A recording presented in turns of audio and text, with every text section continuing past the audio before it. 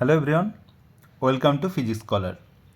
তো আমরা পড়ছি ঘর্ষণ এবং আমরা অলরেডি চল ঘর্ষণ, স্থিত ঘর্ষণ, তারপরে আমরা দেখেছি ঘর্ষণ শঙ্কু, ঘর্ষণ কী, তারপরে বিরামকোণ কী, স্থিতিকোণ কী, এগুলো সমস্ত কিছু পড়েছি এবং তারপরে আমরা নততল সম্পর্কে জেনেছি এবং নততলের ওপর কোনো যদি বস্তু রাখা যায় তাহলে সেটি সাম্যাবস্থায় থাকবে কখন, কখন সেটা নিচের দিকে পড়বে, কখন সেটা উপরের দিকে যাবে, এই সমস্ত কিছু নিয়ে আমরা অলরেডি সেটা নিয়ে আলোচনা করে ফেলেছি। আজকে আমরা যেটা পড়ব সেটা হচ্ছে আবর্ত ঘর্ষণ বা রোলিং ফ্রিকশন। আবর্ত ঘর্ষণ আমরা কখন পাই? তো আমরা কি পড়েছি আগে? একটা পড়েছি যে স্থিত ঘর্ষণ বা যেটাকে বললাম আমরা স্ট্যাটিক ফ্রিকশন, মানে যখন কোনো বস্তু স্থির থাকে তখন আমরা কি পাই? স্থিত ঘর্ষণ পাই। এবার কোনো বস্তু যদি ধরো আমি একটা বস্তু ছিল, কোনো একটা ব্লক বা কোনো একটা বস্তুকে আমি এভাবে টানছি এবং একটা তলের ওপর দিয়ে ওই যাচ্ছে, সেখানে কোনো চাকা নেই, কোনো কিছু নেই, মানে এটা কী হয়ে যাচ্ছে যে পিছলে পিছলে যাচ্ছে, মানে হচ্ছে এর উপর দিয়ে পুরো ঘষে ঘষে যাচ্ছে। তো সেই গতিটাকে বলা হয় পিছলানো গতি, পিছলানো গতি, বা ইংরেজিতে যাকে বলা হয় স্লাইডিং, ইংরেজিতে যাকে বলা হয় স্লাইডিং। তাহলে যখন কোনো বস্তুকে তুমি এভাবে টানবে তাহলে কী হবে? ও ঘষে ঘষে দেওয়ালের সাথে, এই মেঝের সাথে কী হবে? ঘষতে ঘষতে ঘষতে ঘষতে যাবে। এটাকে বলছে পিছলানো গতি, মানে পিছলিয়ে যাচ্ছে, সেই জন্য স্লাইড, স্লাইড মানে পিছলানো। তো এই যখন মানে তুমি যখন টানছো একটা বল দিয়ে এবং একটা মানে ও যাচ্ছে, তখন যে একটা ঘর্ষণ বল কাজ করে সেটা হচ্ছে আমরা বলেছিলাম চলঘর্ষণ, সেটা বলেছিলাম চলঘর্ষণ। তাহলে স্থির বস্তুর ক্ষেত্রে কি কাজ করে? স্থিত ঘর্ষণ। আর চলমান বস্তুর ক্ষেত্রে কি কাজ করে? চলঘর্ষণ। আজকে আমরা আরেক ধরনের ঘর্ষণ পড়ব, সেটা হচ্ছে আবর্ত ঘর্ষণ। ধরো তোমার কাছে একটা সাইকেল আছে, তুমি সাইকেল নিয়ে যাচ্ছ, তখন সাইকেলের কি থাকে? চাকা থাকে। তাহলে চাকা কি হয় যে তোমার চাকাটা কি হয়? ঘুরতে থাকে অলওয়েজ, তাই না? তুমি সামনের দিকে যাচ্ছ কিন্তু চাকাটা কিন্তু ঘুরছে। তাহলে দেখছো যে এই চাকা আর এই রাস্তার মধ্যে কতটুকু সংস্পর্শ তল আছে? খুবই ছোট্ট একটা জায়গার উপরে চাকাটা তোমার জাস্ট টাচ করে আছে তোমার হচ্ছে রাস্তাকে। তো সেই জায়গাটাতে যেখানে হচ্ছে তোমার এই যে তোমার হচ্ছে টাচ করছে যেখানে, এই জায়গাটাই হচ্ছে তোমার হচ্ছে সংস্পর্শ তল, সংস্পর্শ তল। তুমি পিছলানো গতির ক্ষেত্রে যদি দেখো, তুমি এই সংস্পর্শ তল কিন্তু অনেকটা বড়, ক্ষেত্রফলটা অনেকটা বড়, কিন্তু এক্ষেত্রে যখন একটা চাকা থাকছে তখন সংস্পর্শ তল কিন্তু খুব ছোট্ট। জাস্ট একটা বলতে গেলে তুমি যদি দেখো এই ছবিটা দেখো, এই ছবির ক্ষেত্রে দেখো এই ওয়ে সরলরেখা, তুমি যদি চাকাটা যদি এইভাবে ওই দিকে হচ্ছে ভিতরের দিকে এটা আর এটা বাইরের দিকে যদি হয়, তাহলে এই ওয়ে সরলরেখাটা হচ্ছে তোমার হচ্ছে রাস্তার সাথে টাচ করে আছে। তাহলে এই ওয়ে সরলরেখাই হচ্ছে তোমার হচ্ছে সংস্পর্শ রেখা, সংস্পর্শ রেখা, যেটা হচ্ছে তোমার বস্তু বা চাকা এবং রাস্তার সাথে টাচ করে আছে। তো এক্ষেত্রে কি হচ্ছে না, যখন তুমি একটা বল প্রয়োগ করবে, ধরো সামনের দিকে একটা বল প্রয়োগ করবে, তখন তোমার এই ঘর্ষণ বল কাজ করবে এই যে ওয়ে সরলরেখা তার পিছনের দিকে। মানে তোমার যেখানে হচ্ছে রাস্তা, এইটা ধরো চাকা, তোমার এইভাবে তোমার হচ্ছে রাস্তা আছে, তাহলে এইভাবে তুমি এখানে বল প্রয়োগ করবে এইভাবে, কিন্তু এইখানে তোমার হচ্ছে ঘর্ষণ বল কাজ করবে পেছনের দিকে। এক্ষেত্রে কী হবে? তুমি যে বল প্রয়োগ করছো যেখানে, আর যেখানে ঘর্ষণ বল কাজ করছে, ধরো এটা হচ্ছে ঘর্ষণ বল এফ, এই দুটো কিন্তু প্রয়োগ রেখা একই নয়, প্রয়োগ রেখা এক নয়, প্রয়োগ রেখা এক নয়। মানে তোমার এই যেদিকে সামনের দিকে বল প্রয়োগ করছো সেটা হচ্ছে এই বরাবর, এই উপরে তুমি প্রয়োগ করছো, তুমি এই নিচে প্রয়োগ করছো না।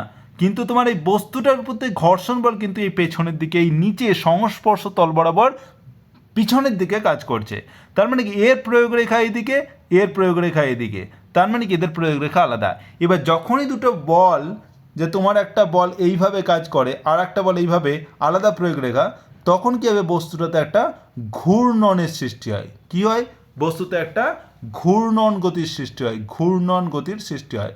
এটা তোমরা পড়বে, যখন তোমরা ঘূর্ণন পড়বে তখন তোমরা আরও ইজিলি এটা বুঝতে পারবে যে যখন দুটো বল এইভাবে আলাদা বল কাজ করে এবং দুটো আলাদা মানে পয়েন্টে, আলাদা বিন্দুতে, তখন বস্তুতে কি হয়? একটা ঘূর্ণন বল গতির সৃষ্টি হয়। এই ঘূর্ণন গতির জন্য কী হবে? চাকাটা ঘুরতে থাকবে, চাকাটা ঘুরতে থাকবে। এবং কী হবে যে দেখো এই মুহূর্তে ধরো এটা আমি পয়েন্ট এ বললাম, এই পয়েন্টে এই মুহূর্তে ধরো এটা টাচ করেছিল এখানে, যেই তুমি ঘুরে যাবে একটু পরে কী হবে, একটু পরে তোমার তোমার চাকাটা এরকম ধরো এটা ছিল, এখানে ধরো বি পয়েন্ট ছিল, এটা এ পয়েন্ট, তাহলে কী হবে যে এ পয়েন্টটা এখানে চলে যাবে, বি পয়েন্টটা এখানে চলে আসবে, তাহলে কী হবে এটা হচ্ছে এই রাস্তার সাথে টাচ করবে। মানে তোমার একটা টাইমে টি ধরো, একটা টাইম ধরো টি 1 সেকেন্ডে হচ্ছে এ বিন্দুটা টাচ করেছিল, কিন্তু টি ইকাস টু 2 সেকেন্ডে দেখো এ বিন্দুটা উপরে চলে গেল আর বিটা হচ্ছে কী ছিল, বিটা উপরে ছিল, এটা নিচে নেমে এসে বিটা রাস্তার সাথে টাচ করলো। তার মানে কি যে যখন এই টি ইকাস টু 1 সেকেন্ডে দেখো এ রেখাটা মানে এ যে জায়গাটা এ বিন্দুটা তোমার রাস্তার সাথে টাচ করেছিল, সেটাই কিন্তু স্পর্শতলের কিন্তু ক্ষেত্রফল ছিল, মানে স্পর্শ বিন্দু ছিল, মানে এটা হচ্ছে স্পর্শতল। তাহলে স্পর্শতল তোমার হচ্ছে কী হচ্ছে, এক্ষেত্রে প্রথমে ছিল এ, তারপরে হয়ে যাচ্ছে বি, মানে আলাদা হয়ে যাচ্ছে, মানে স্পর্শতল স্পর্শতল পরিবর্তিত হচ্ছে, স্পর্শতল পরিবর্তিত হচ্ছে, স্পর্শতল পরিবর্তিত হচ্ছে। তাহলে এক্ষেত্রে দেখো যে যখন একটা বস্তু কী হচ্ছে না, যে একটা বস্তু এইভাবে ঘুরে ঘুরে ঘুরে ঘুরে রাস্তার উপর দিয়ে যাচ্ছে, মানে এটি আবর্তন করছে, এটা এই যে আবর্তন করা এটাকে বলা হয় আবর্ত গতি। আবর্ত গতি মানে যখন হচ্ছে একটা কোনো বস্তু বা চাকা বা কোনো কিছু যেটা ঘুরে ঘুরে এইভাবে যাচ্ছে, ঘুরে ঘুরে যাচ্ছে, মানে এইভাবে যাচ্ছে, তখন সেটা আবর্তন করতে করতে যাচ্ছে, সেই জন্য তাকে বলছে আবর্ত গতি।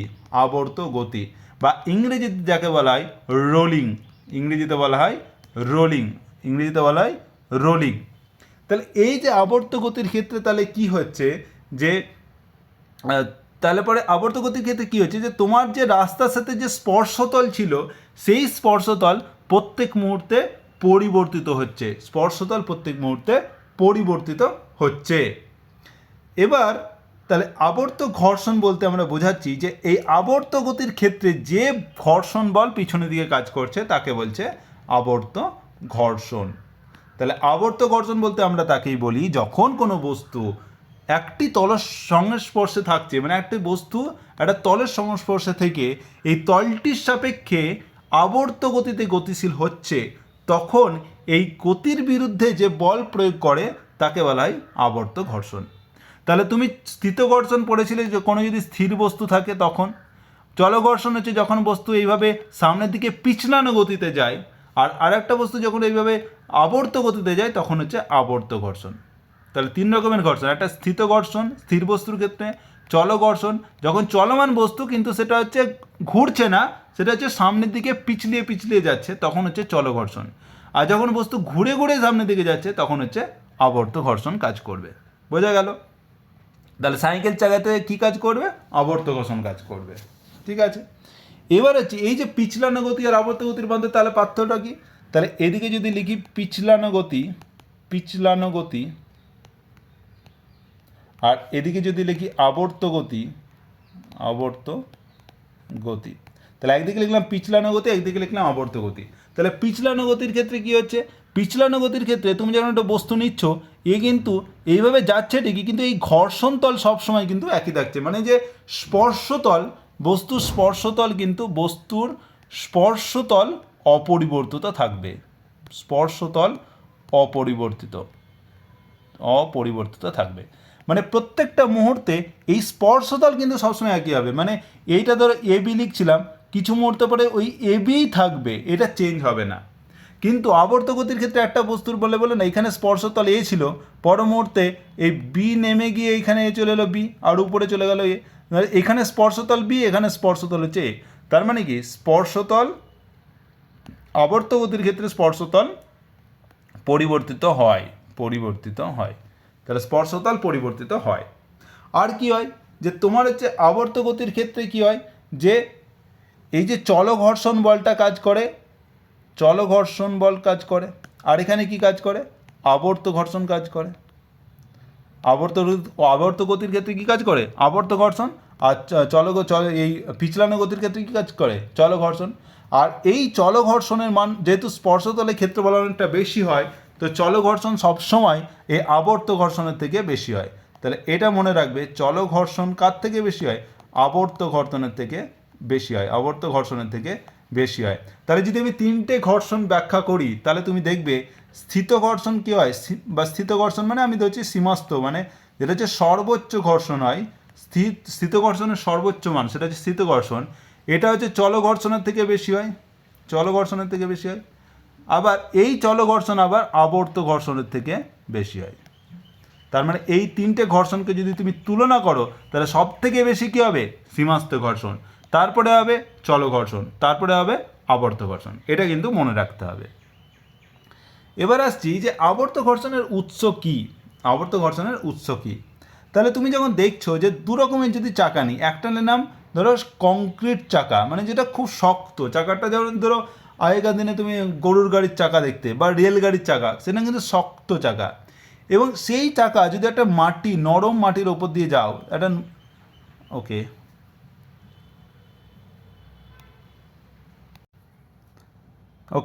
তাহলে এবার কোনো একটা নরম মাটির ওপর দিয়ে যাও, তাহলে দেখতে পাবে যে চাকাটা, মানে এই মাটিটা কিন্তু এইভাবে বসে যায়, মাটিটা বসে যায়। তুমি যদি এই যে এখানে দেখো যে চাকার আবর্তনের বিরুদ্ধে যে ঘর্ষণ বল কাজ করে পিছনের দিকে, চাকার গতি যদি সামনের দিকে হয়, আবর্তনের গতি যদি এদিকে হয়, দেখো তুমি মাটি কিন্তু বসে যাচ্ছে এবং সামনের দিকে একটু উঁচু থাকে আর পেছনের দিকেও একটু উঁচু থাকে।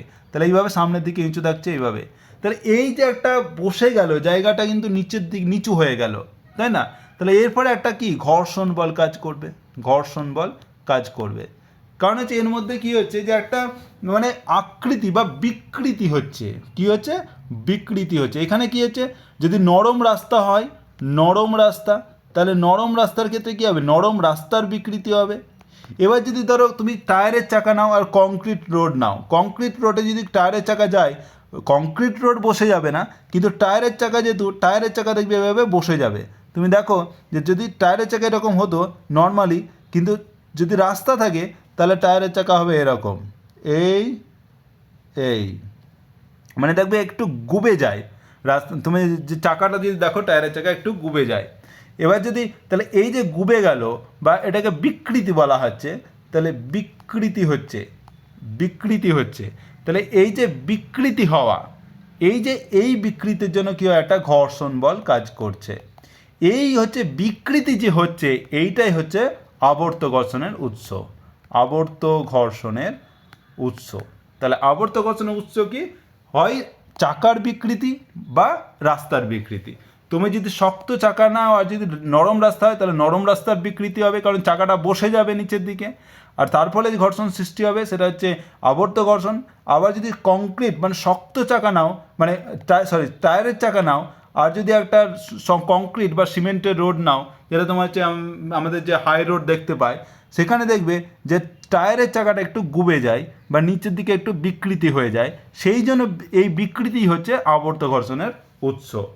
এবার তুমি যদি ধরো যদি এমন কোনো রাস্তা নাও, মানে যখন হচ্ছে তোমার হচ্ছে মানে রাস্তাও কংক্রিট বা খুব শক্ত, আবার চাকাও যদি খুব শক্ত হয়, তাহলে আবর্ত ঘর্ষণের মান সব থেকে কম হবে। আবর্ত ঘর্ষণ সব থেকে কম হবে কখন, আবর্ত ঘর্ষণ সব থেকে কম হবে, আবর্ত ঘর্ষণ সব থেকে কম হবে যখন রাস্তাও শক্ত আর চাকাও শক্ত।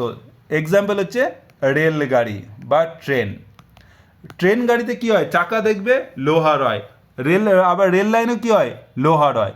তাহলে শক্ত মানে তোমার চাকা হচ্ছে শক্ত আর রাস্তা হচ্ছে শক্ত, সেই জন্য হচ্ছে আবর্ত ঘর্ষণ সব থেকে কম হবে। সেই জন্য রেলগাড়িতে তোমার চালাতে খুব সুবিধা হবে, কারণ আবর্ত ঘর্ষণ কম হবে। এবার আসছি ঘর্ষণজনিত কিছু অসুবিধা এবং তার প্রতিকার।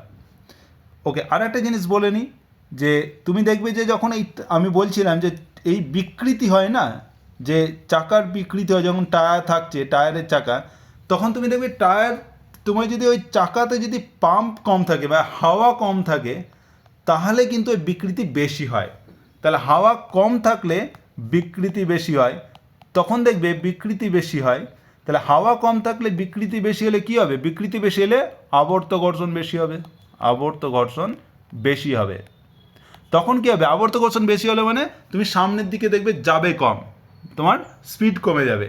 আবার যদি চাকাতে যদি বিশাল হাওয়া থাকে, তুমি রাস্তার মধ্যে দেখবে খুব তাড়াতাড়ি যাচ্ছে, মানে কি হাওয়া বেশি তো কী হবে, বিকৃতি কম হবে, বিকৃতি কম, তার মানে আবর্ত ঘর্ষণ কম হয়ে যাবে।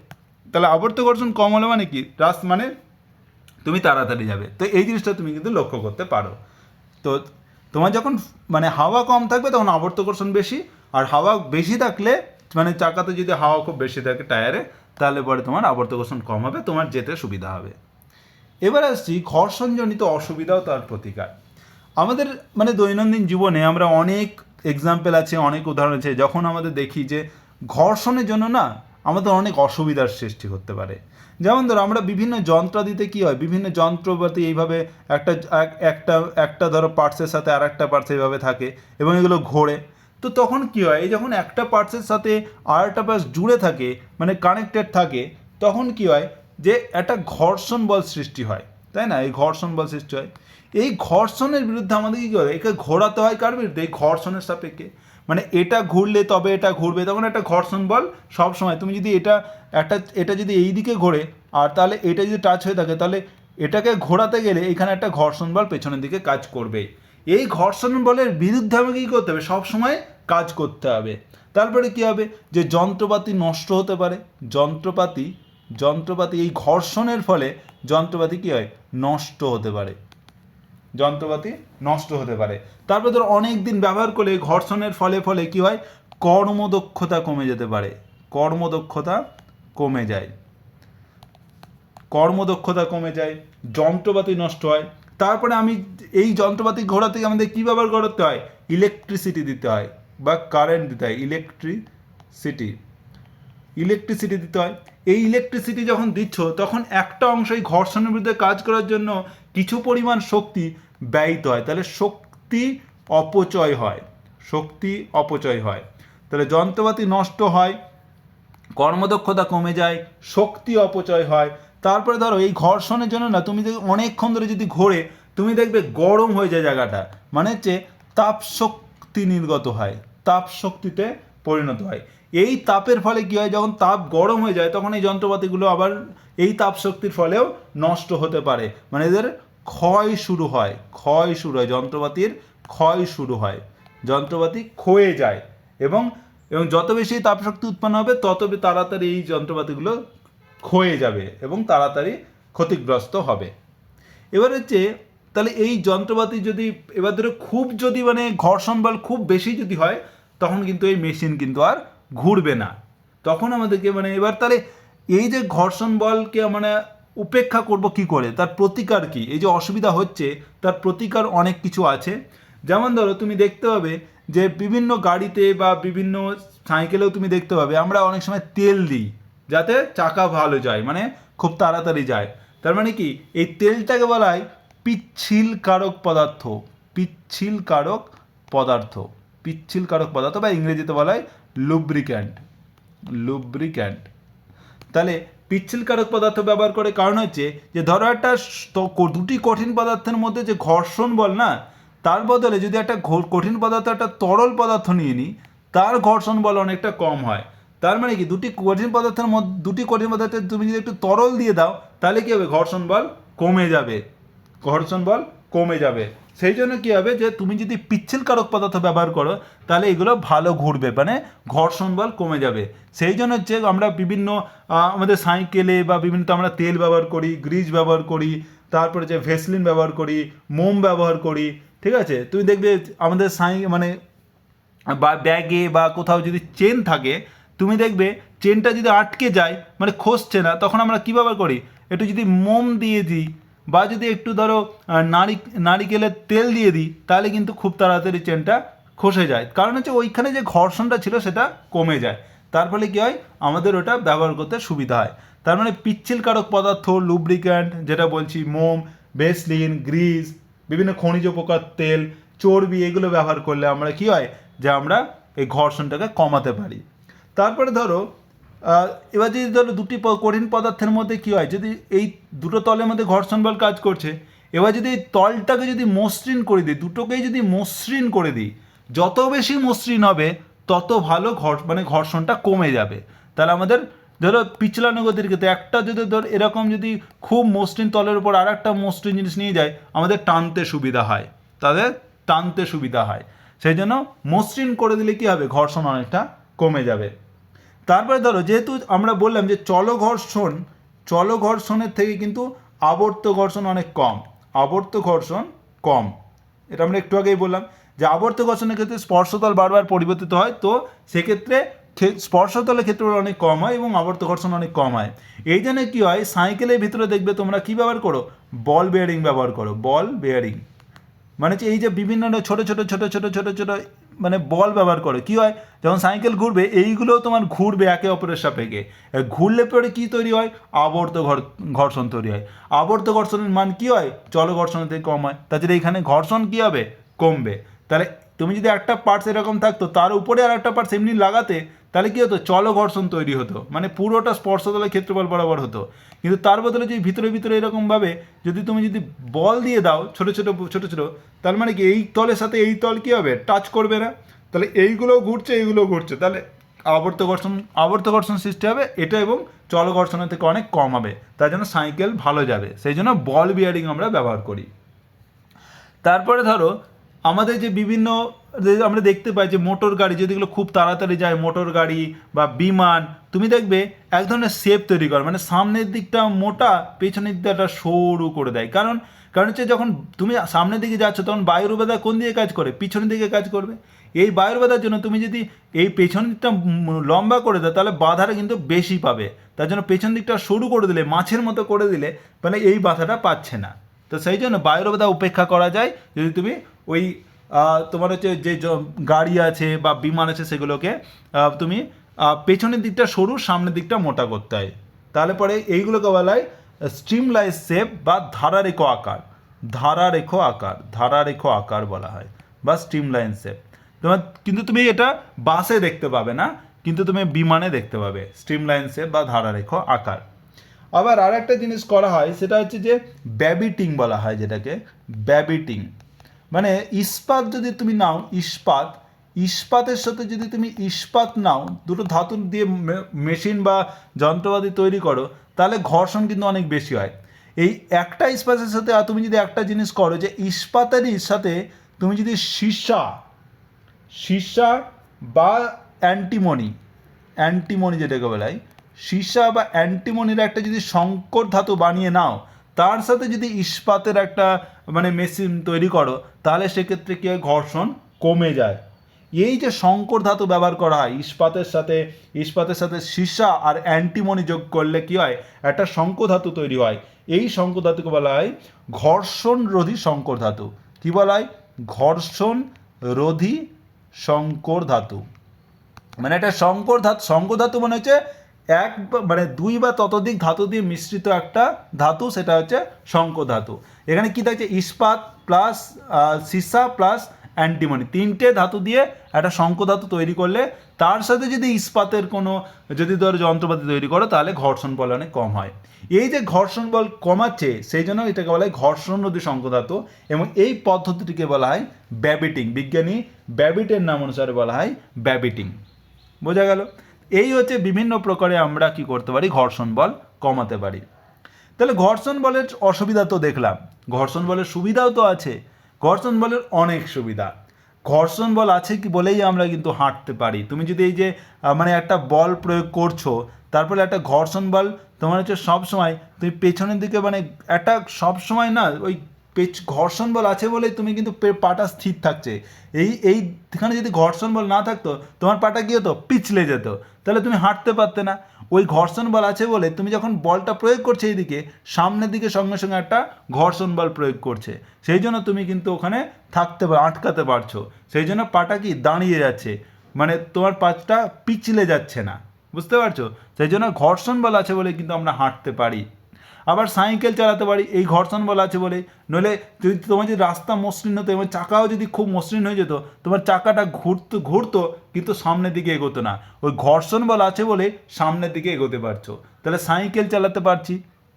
তারপরে ধরো আমরা মই লাগিয়ে দিই, এবং মই লাগিয়ে একটা জায়গায় ঠেকিয়ে দিই, নিচেও ঠেকিয়ে দিই, তাহলে নিচে যেখানে রাস্তাতে ঠেকে আছে তুমি দেখবে এটা ঠেকেই থাকে, তো আমরা কিন্তু অন্যভাবে আর কিছু ব্যবহার করি না, রাস্তাটা মানে জাস্ট ওই মাটির সাথে বা রাস্তার সাথে ঠেকে থাকে। এই ঠেকে আছে বলেই কিন্তু একটা ঘর্ষণ বল কাজ করছে। এই ঘর্ষণ বল কাজ করছে বলে কিন্তু মইটা স্থির থাকছে।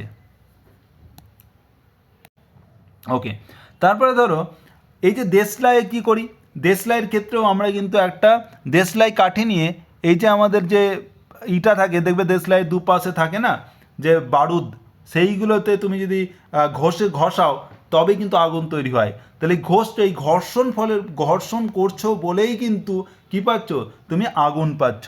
তাহলে দেশলাই বা তুমি যদি ঘর্ষণ না থাকতো তুমি কিন্তু দেশলাই জ্বালানো সম্ভব হতো না। তারপর ধরো এই মাটি, তুমি যদি এই গাছ দেখো, গাছের ক্ষেত্রেও কিন্তু যে এই মাটির ভেতরে শেকড়গুলো মানে লেগে থাকে, প্রচুর প্রচুর টান ধরে থাকে।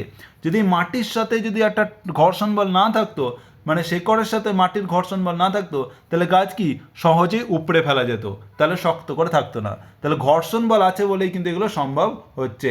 তার জন্য ঘর্ষণে কি হচ্ছে, অসুবিধাও যেমন আছে সুবিধাও আছে, অসুবিধা থাকলেও সুবিধা আছে। এবং যদি ধরো যদি ঘর্ষণ থাকে তবু আমরা সেটাকে আমরা উপেক্ষা করতে পারি, সেটাকে আমরা মানে আমাদের একটু নাই শক্তি খরচ হবে কিন্তু আমরা কাজ করতে পারি। কিন্তু ঘর্ষণ যদি নাই থাকে, তাহলে আমরা সাইকেলও চালাতে পারবো না, হাঁটতেও পারবো না, তাহলে তো আমাদের অনেক বেশি অসুবিধা। সেই জন্য ঘর্ষণের সুবিধাটাকে আমাদেরকে নিতে হবে। আর অবশ্যই ঘর্ষণে কিছু অসুবিধা তো থাকবেই। এবার আসছি আমরা একটা উদাহরণ আগের দিনে যেগুলো পড়েছিলাম সেখান থেকেই। বলছে অনুভূমিক টেবিলের ওপর রাখা 5 কেজি ভরের একটি ব্লককে একটি ভারী সুতোর মাধ্যমে একটি মসৃণ কপিগুলোর উপর দিয়ে ঘুরিয়ে একটি 2 কেজি ভরের বাটখার সঙ্গে যুক্ত করা হলো। মানে হচ্ছে একটা অনুভূমিক টেবিল আছে এরকম, তারপর একটা কপিকল আছে, একটা 5 কেজি ভরের একটা ব্লক আছে এরকম, তা এর হচ্ছে এম, এটা হচ্ছে এমজি। তাহলে এম হচ্ছে, এটা ধরো M1 লিখলাম M1, তাহলে M1 দেওয়া আছে তোমার 5 কেজি, M1 দেওয়া আছে 5 কেজি। এবার হচ্ছে 2 কেজি ভরের বাটখার সাথে যুক্ত করা হলো, মানে এই যে এইভাবে এসে এখানে একটা 2 কেজি ভরের বাটখারা দেওয়া আছে, এটা ধরো M2 সমান হচ্ছে 2 কেজি। আর এদিকে কাজ করছে কি, এদিকে কাজ করছে M2G। এবার বলছে টেবিলের ওপর সুতোর অংশটি অনুভূমিক এবং কপিকলের কাছ থেকে বাটখারাটি স্বাধীনভাবে ঝুলছে। টেবিল ও ব্লকের মধ্যে চলঘর্ষণ, এই যে টেবিল আর ব্লকের মধ্যে চলঘর্ষণ গুণাঙ্ক মিউ প্রাইম, সেটা হচ্ছে তোমার হচ্ছে 0.2। তাহলে বলো ব্লকটির ত্বরণ কত আর সুতোটিতে কত টান পড়ে। তাহলে ত্বরণ মানে এটা যেহেতু ঝুলছে এটা নিচের দিকে পড়বে, মানে ত্বরণ এদিকে হবে, এটাও ত্বরণ এদিকে হবে। আর উপর দিকে এইভাবে টান কাজ করছে, এখানে টান কাজ করছে এদিকে। আর যেহেতু এটা টান করছে এখানে হচ্ছে একটা ঘর্ষণ আছে, তো ঘর্ষণ বল কাজ করবে পেছনের দিকে, সেটা হচ্ছে এফ প্রাইম। তাহলে এফ প্রাইম সমান কি মিউ প্রাইম ইন্টু এন। আর এক্ষেত্রে এন কত, এন সমান হচ্ছে M1 এনজি, এন সমান হচ্ছে M1 জি। তাহলে M1 জি জানি, M1 সমান হচ্ছে 5 কেজি আর জি সমান হচ্ছে ধরো 10, তাহলে 50 নিউটন। তাহলে এফ প্রাইম সমান হচ্ছে মিউ প্রাইম হচ্ছে 0.2 ইন্টু এন, এন সমান হচ্ছে 50, তাহলে এত নিউটন। তাহলে এটা হচ্ছে 50, এটা হচ্ছে 10 নিউটন। তাহলে 10 নিউটন হচ্ছে তোমার হচ্ছে এটা হচ্ছে ঘর্ষণ বল। এবার হচ্ছে দেখো যখন ত্বরণ থাকছে, আর এক্ষেত্রে হচ্ছে যখন ত্বরণ থাকছে তখন হচ্ছে তোমার এই M1A সমান হচ্ছে এই টি মাইনাস এফ প্রাইম হবে। তাহলে এ সমান আমি পাবো কি, আমার কি চাইছে, ত্বরণ চাইছে। তাহলে এক্ষেত্রে আমি ত্বরণ বার করতে হলে M2-র ক্ষেত্রে M2G মাইনাস টি সমান হচ্ছে আমি কি পাচ্ছি, M2A পাচ্ছি, ঠিক আছে। আর তাহলে এখান থেকে আমাকে ত্বরণ বার করতে, তাহলে টি সমান পাচ্ছি, এখানে টি সমান পাচ্ছি হচ্ছে M2G মাইনাস M2A। আর এক্ষেত্রে পাচ্ছি টি সমান হচ্ছে M1A প্লাস এফ প্রাইম তো পেয়ে গেছি। তাহলে এটাকে জাস্ট কি করব, যে ওকে এইটা যদি দুটো ইকুয়াল করে দিই তাহলে এটা সমান হচ্ছে M2G মাইনাস M2A। তাহলে এই দুটোকে দেখো এবার, তাহলে M1 প্লাস M2 ইন্টু এ সমান হচ্ছে M2G মাইনাস এফ প্রাইম। তাহলে এ সমান পেয়ে গেলাম, তাহলে এ সমান কি পেলাম, এ সমান পেলাম M2G minus F prime by M1 plus M2। তাহলে M2G কত, M2 হচ্ছে কত দেওয়া আছে 2 কেজি, M2 দেওয়া আছে 2 কেজি। তাহলে 2 KG into 10 minus F prime বার করেছি 10 বাই M1 প্লাস M2 মানে 5 প্লাস 2 মানে হচ্ছে 20 মাইনাস 10 মানে 10/7। তাহলে এইটা হচ্ছে তোমার ত্বরণ, তাহলে এটা ত্বরণ পেয়ে গেলে। আর এক্ষেত্রে তুমি টান কত পাবে, তাহলে টান পাবে তুমি হচ্ছে, তাহলে এখান থেকে টান বসিয়ে দাও, টান হচ্ছে এখান থেকে তুমি পেয়ে যাবে m2g, তাহলে m2g টি সমান হচ্ছে m2g মানে হচ্ছে 2 × 10 মাইনাস m2 ইন্টু a মানে 10/7, 10/7 এটা করে দিলে তুমি পাবে 20 মাইনাস 20/7, তার মানে হচ্ছে 7 × 7 দিয়ে, তাহলে এটা পাচ্ছ তুমি 7 140 মানে 120/7, তাহলে এত হচ্ছে নিউটন, তাহলে 120/7, এটা তোমার হচ্ছে অ্যারাউন্ড 16 মতো আসবে। ওকে, তাহলে এইভাবে তুমি হচ্ছে টান তুমি পেয়ে যাবে আর ত্বরণও পেয়ে যাবে। বোঝা গেল? তো আজকে এই পর্যন্তই, আশা করি তোমরা বুঝতে পেরেছো। যদি কোনো কনফিউশন থাকে অবশ্যই কমেন্ট করো, বা যারা গ্রুপে আছে তারা মেসেজ করো। ওকে, থ্যাংক ইউ।